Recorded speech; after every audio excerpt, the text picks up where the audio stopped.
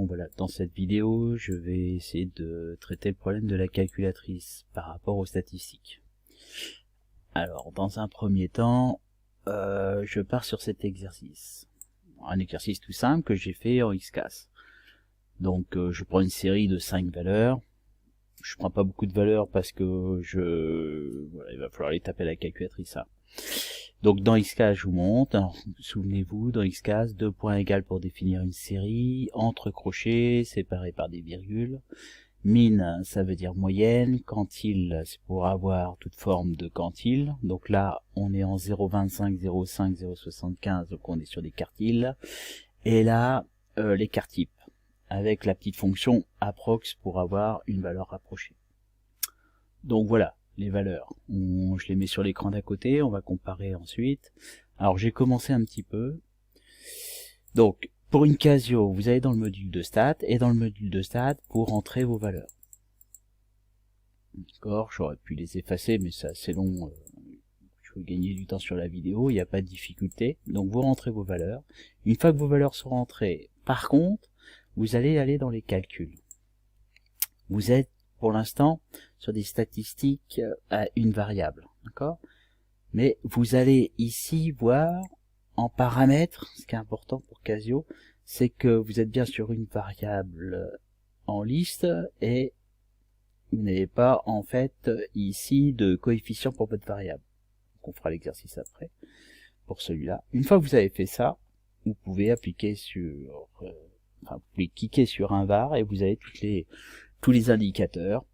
Donc la moyenne, la somme des valeurs, la somme des carrés, les quartypes, le nombre de valeurs, le minimum, Q1, la médiane, Q3, le maximum.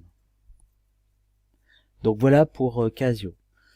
Je vais présenter TI, c'est à peu près la même chose. Donc TI, vous avez un module de stats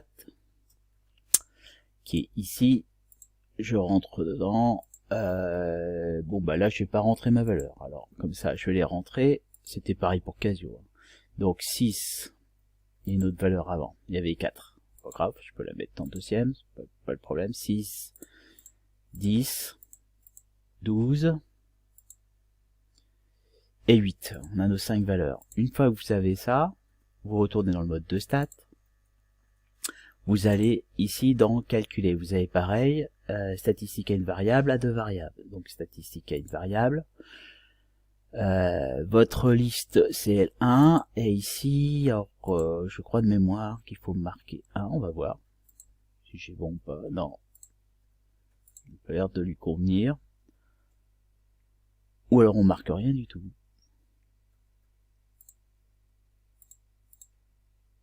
Et voilà, on marque rien du tout. On fera l'exemple où on a besoin d'avoir des choses en liste 2, mais je ferai une deuxième vidéo. On peut s'amuser à comparer, hein, d'ailleurs.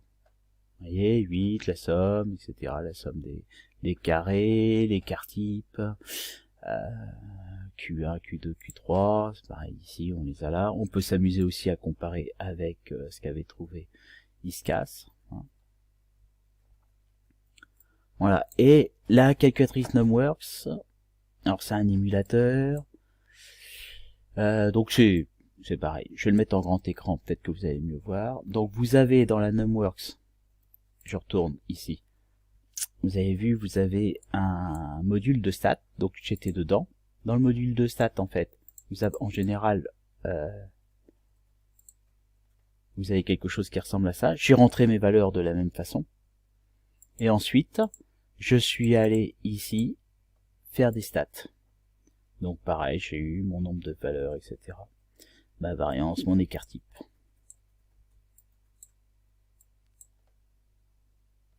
Premier quartile. Voilà pour cette, je repasse pour cette première vidéo sur l'utilisation de la calculatrice, enfin des calculatrices, et aussi d'ailleurs d'XCAS pour faire vos calculs. Voilà, fin de cette vidéo.